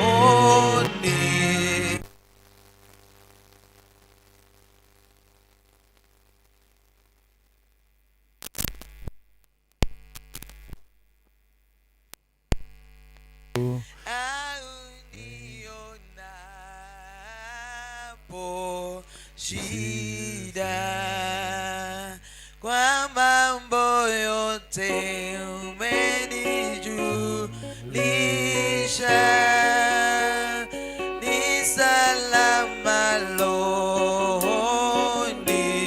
Sasa chukua dakika moja. Chukua tu dakika, sikiliza. Ngoja kidogo. Yes. Ngoja mzee. Chukua dakika yako moja. Omba kuhusu nyumba kubwa ya kanisa ya Mungu. Mungu atupatie kiwanja ama nyumba kubwa. Chukua dakika moja, ombea kiwanja. Usiweke sadaka hapa, shika tu kwa mkono yako. Hii nataka ikuwe dhabihu. Hii sadaka leo hatutaitoa ya sadaka mnatoaga, tunatoa ikiwa dhabihu. Bwana Yesu asifiwe sana. Dhabihu kwa ajili ya nyumba hii ipate nyumba kubwa na tupate finances za kuweza kugharimia matumizi yote. Kwa hivyo today is a sacrificial day over the house of the Lord, because Gilgal, wacheni niwaambie siri moja. Gilgal ilikuwa nini? Wakati watoto wa Israeli walitoka kutoka Egypt, safari ya kutoka Egypt kwenda Kanaani ilikuwa siku 8. Kwa hivyo hiyo siku 8 kuna watu walikuwa wanatahirishwa. Wakubwa wazee wa huko kasema, kwa sababu tuko safarini, tusitahirishe, tususpend kutahiri, ndio tuende, tukifika huko baada ya 8 days tutarudia. Lakini walipoingia kwenye jagwa ilikaa 40 years, meaning always, kila siku yao walikuwa safarini. Kila siku ya siku yao walikuwa safarini. Nimesema baba, toa hiyo sadaka.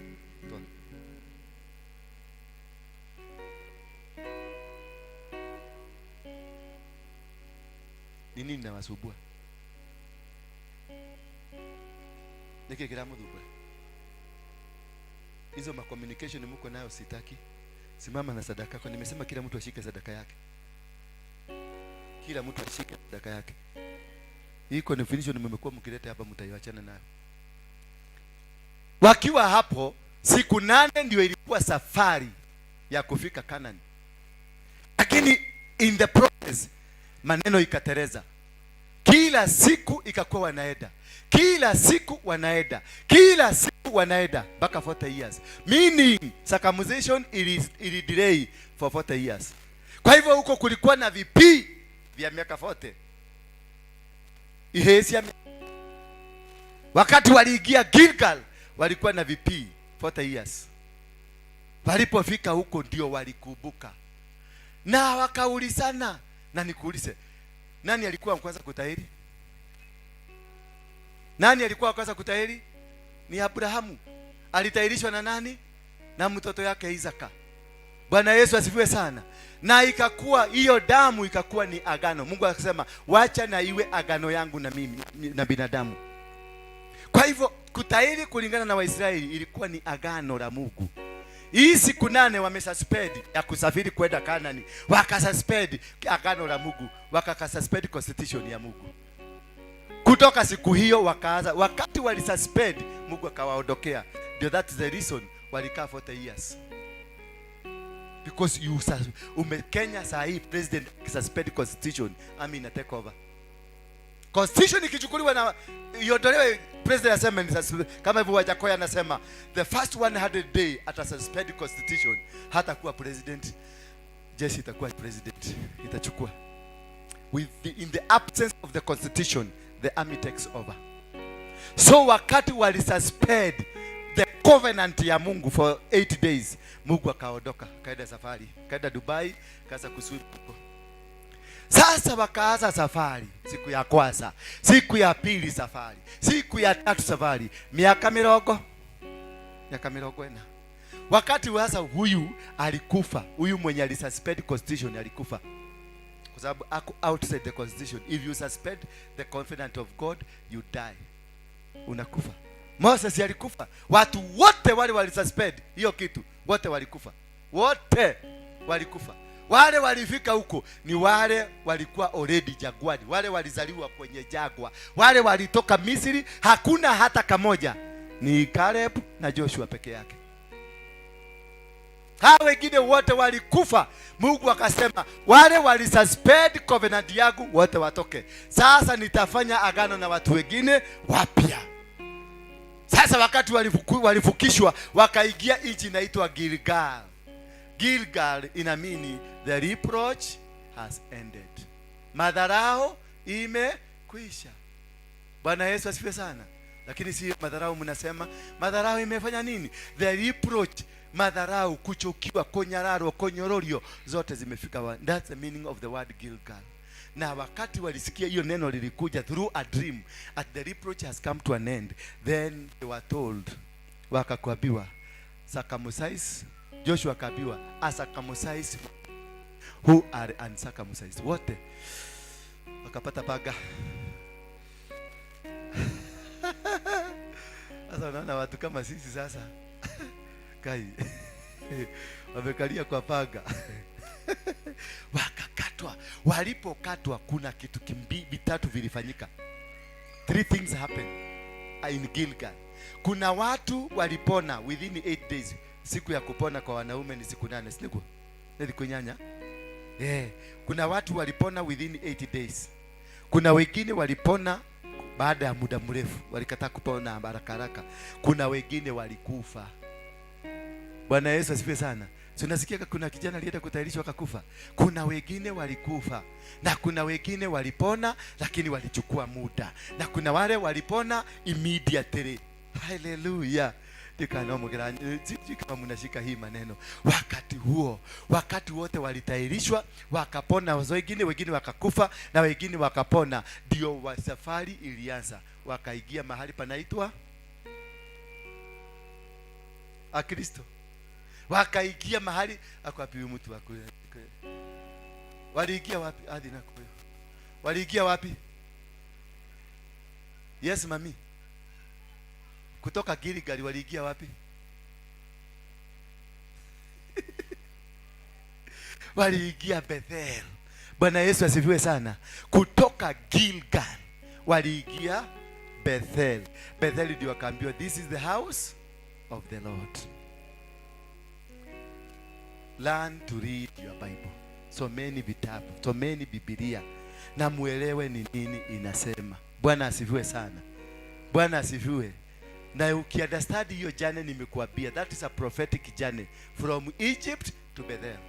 Walipofika the house of the Lord, ndio waliona watu walikuwa napanda wakishuka, malaika wanapanda wanashuka. Hapo ndio tunaelekea Gilgal. Imeisha. Bwana Yesu asifiwe sana. Gilgal imefanya nini? Gilgali imeisha. Wale wamepona wamepona, wale wamekufa wamekufa, na wale wameendelea tunaendelea tunameikia Gilgal. Sasa ngojea baraka uone venye zinakuja. Zitamwagika kumwagika. Sikora zitamwagika. Wacha hiyo maneno yako ya kurukaruka na kama chura. Mabaraka zitakuja. Tulia usikilize. Soma Deuteronomy 28. Tusome Deuteronomy 28 haraka haraka ndio nimalize. Deuteronomy 28 ndio nimalize. Lazima niwaelezee ndio unipende ama unichukie. I don't care. Don't care. Sema I don't care. Na kama ligo tu. I don't care. Sema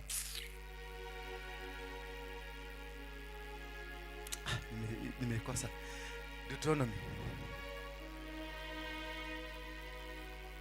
Itakuwa utakaposikia sauti ya Bwana Mungu wako kwa bidii, si hivi hivi, kwa bidii.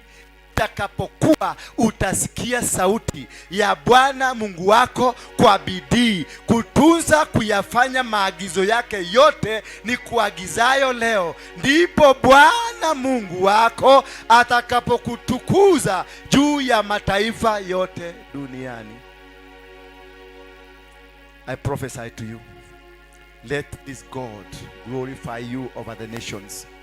I prophesy to somebody that the life that you've lived of Gilgal has come to an end. I prophesy to somebody that from today you've entered into your Bethel, into the house of the Lord, into the blessings of the Lord, into the anointing of the Lord, into the prosperity that whatever that has been happening to you, it has come to an end. And the suffering that has been happening to you, it has come to an end. And the mischief that has been happening to you, it has come to an end. That now as you enter into your Gilgal, lift up your hands, lift your hand above your head, inua mikono yako juu ya kichwa chako, inua mikono juu, useme kutoka sasa, sema kutoka sasa nimeingia Bethelo, nimeingia sasa. Tembea ukiingia, tembea, tembeza miguu yako, wacha kukaa ni kama mtu ajielewi. Tembeza miguu yako ukiambia Mungu. Inua mikono yako kama uko na yako. Kama wewe hujabeba irisi, inua miguu yako, tembea na mikono yako juu. Ikiwa juu, seme sasa nimeingia Bethelo. Mwambie Mungu sasa, kwa sababu nimeingia Bethelo, niachilie baraka, achilia baraka yangu, baraka, achilia ushindi, achilia uponyaji, achilia kuinuliwa, achilia favor, achilia kuinuliwa, achilia favor, achilia favor, achilia baraka, achilia kibali, achilia kibali, na achilia kibali. Receive in Jesus name. Mtu mmoja aseme amen. From today you are not that person of yesterday. Ulikuja hapa ukiwa maskini, kutoka sasa you got the favor of man and God. Ulikuja hapa kama ulikuwa umechukiwa, from today umetoka hapa kwa kibali ya Mungu. Ulikuja hapa kama umedharauliwa, from today you have received. Tell God, I have accepted the change in my life. Mwambie Mungu, nimekubali kubadilishwa. Mwambie, inua mikono yako juu kama uko nayo, uambie Mungu, nimekubali kubadilishwa. Uambie Mungu, nimekubali kubadilishwa.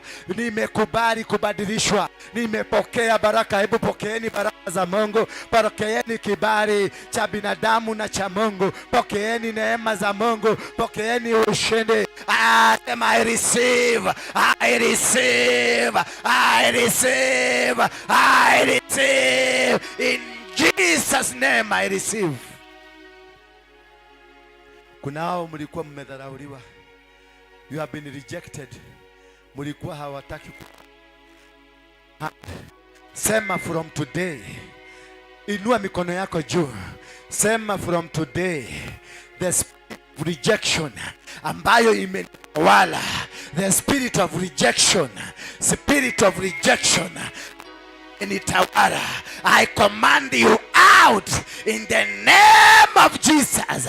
I release the spirit of acceptance. Ukubalike mahali popote utaenda, ukubalike ukienda vijijini, ukubalike ukiingia mijini, ukubalike ukisafiri Ulaya, ukubalike ukirudi nyumbani, ukitembea ukubalike, kwenye biashara ukubalike, kwenye kazi ukubalike, watu wote wakukubali katika jina la Yesu Kristo. Mtu mmoja aseme amen. Kuna watu walilaaniwa. Umeishi kwenye laana za wazazi, laana za maboyfriend na magirlfriend, laana za wachungaji, laana za wachawi. Inua mikono yako juu useme kutoka sasa, kutoka sasa, laana yoyote iliyonenwa juu yangu, iliyonenwa juu ya maisha yangu, iliyonenwa juu ya huduma yangu, iliyonenwa juu ya watoto yangu, iliyonenwa juu ya ndoa yangu, from today I destroy you. Today I break every covenant, I break every culture, I break every curse, I break every lamentation, I break every abuse in the mighty name of Jesus. Say my amen. Thank you. Mulete sacrifice. Ipatie jina. Angalia hiyo pesa. Hiyo sacrifice kutoa. Kama umekunja noti usiilete hapa. Kama umekuja noti yako kama mama wa soko usiilete hapa. Hata kama ni shilingi moja, hiyo ndio Mungu alikupatia. Be proud of what God has given you. Ishike vizuri. Nataka uinene, iangalie hivi. Iangalie hivi hiyo pesa umeshika kwa mkono yako. Ama ile kitu umeamua kutoa kama sadaka, iangalie hivi. Ishike na mkono wa kushoto. Ishike na mkono wa kushoto. Alafu mkono wa kulia uinyoshe kidole. Uiambie sasa, wewe dhabihu. Nisikilizeni, sema wewe dhabihu. Kutoka siku ya leo nimekutoa kama kafara, kama sadaka. Kama sadaka katika nyumba yangu. Jinsi Yesu alipotolewa kama dhabihu kukomboa dunia, kubadilisha maisha ya watu. Sasa kutoka leo, wewe ambayo unajua ulikuwa umenifunga, sadaka hii imekufungua. Wewe uliokuwa umefunga maisha yangu, dhabihu imekufungua. Wewe ambao ulikuwa umeniroga, kutoka sasa urogi wako hautanipata tena. Wewe umasikini hauna mamlaka juu yangu tena. Wewe kuchukiwa hautanipata tena. Wewe kudharauliwa hautanipata tena, katika jina la Yesu Kristo. Nimenenea utajiri katika, inua mikono, inua sadaka yako sasa. Nimeinenea, na nenea sadaka hii ushindi mkubwa. Iwe ni kifunguo cha maisha ya watoto hawa. Kutoka siku hii ya leo, maisha yao ya kupungukiwa ikuwe imeisha kabisa. Wasipungukiwe sasa, wasipungukiwe kesho, wasipungukiwe milele. Biashara watakaoianzisha ibarikiwe. Huduma watakaoianzisha ibarikiwe. Chochote watakachokigusa kwa mikono yao kibarikiwe. Milango iliyofungwa na shetani na ifunguliwe. Katika kitabu cha Isaia 45, Bwana anasema atafungua milango yako, hata kupatia utajiri uliofiche, na milango ya chuma itavunjwa. Ninavunja milango yote ya chuma iliyowekwa kama kizuizi katika jina la Yesu Kristo. Semeni amen. Wekeni sadaka zenu hapa. Weka hapo.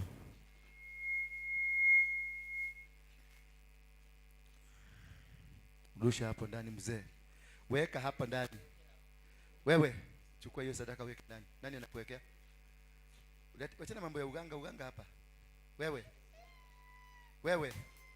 mzee, usijaribu. Hiyo mambo umekuwa nayo na nimekufuata kwa siku nyingi. Chukua sadaka yako urushe huko ndani. Na vitu vyovyote vinakufuata ama vimekuwa ukifanya ndani yako, ninamivunja kutoka leo. The mighty name of Jesus Christ. Naweka sadaka, anasema mtu akuweke. Mtu batikuruga maguku. huku kuruka moto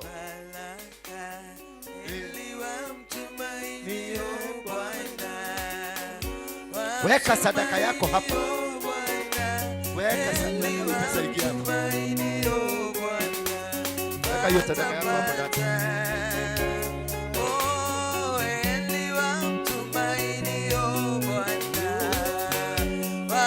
Tumainio Bwana, heri wamtumainio Bwana, watapata baraka, watapata baraka, watapata baraka, watapata baraka, watapata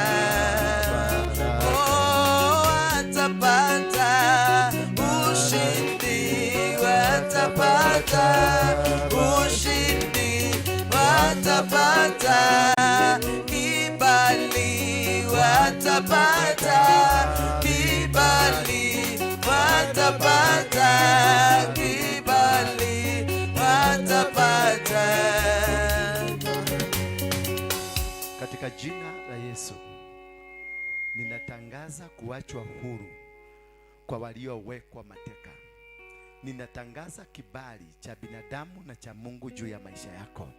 Katika jambo lolote uliwahi kulifanya, toka sasa unaenda kuinuliwa tena. Katika milango yote ilikuwa imefungwa, kutoka siku hii ya leo milango hiyo yote ninaivunja. Every iron gate that has been put against your life, I destroy it in the mighty name of Jesus Christ. I command every blessing unto your life. I command every blessing unto your life. I command every blessing unto your life.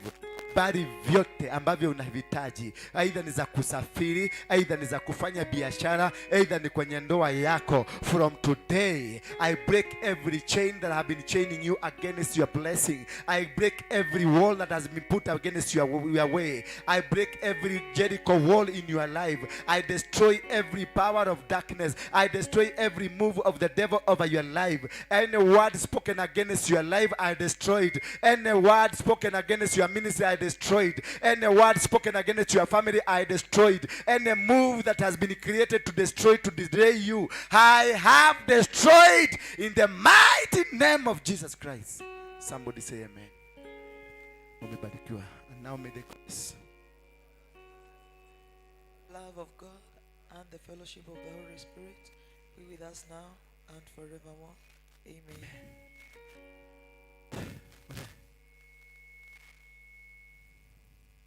I forgive